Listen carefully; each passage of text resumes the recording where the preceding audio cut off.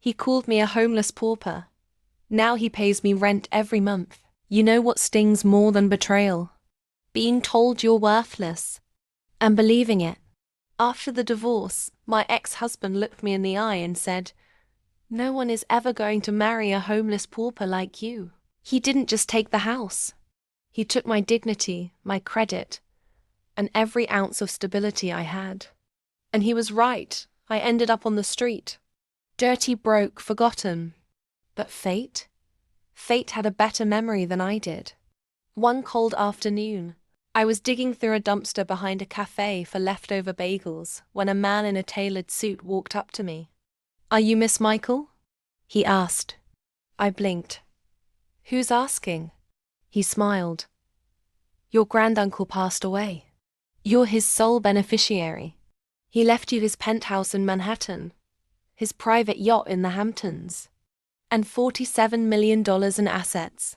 Then he added, "But there's one condition." I was still in shock when we sat down at a law office with leather chairs and champagne. The condition? I had to stay publicly homeless for 1 full month before touching a dime. My granduncle believed true wealth was built through humility. He wanted to make sure I didn't forget where I came from and who left me behind. So I agreed. I slept on benches knowing I owned skyscrapers. Ate scraps while my bank account gathered interest by the hour. And every night I planned. I didn't want comfort. I wanted payback with pearls and paperwork. On day 31, I emerged from the shadows in designer heels and a power suit tailored in Paris. I moved into the penthouse with floor-to-ceiling, windows overlooking the city that once ignored me. Then I made a call to my lawyer, find out what my ex-husband's mortgage situation looks like. Turns out, he was behind on payments. Divorce didn't make him smarter, just cockier. He was about to lose the same house he once threw me out of. So I bought it, in cash, quietly, through a shell company.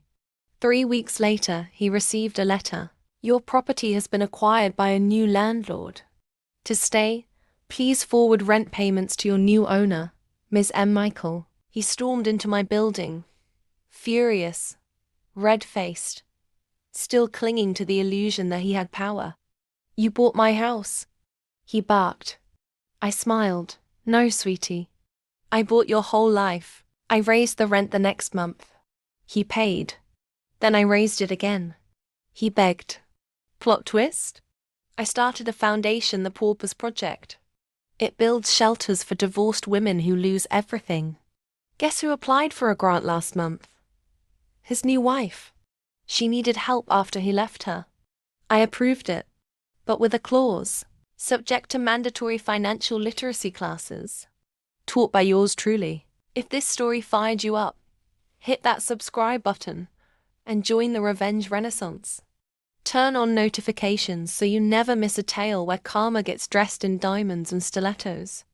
Stay savage. Stay classy.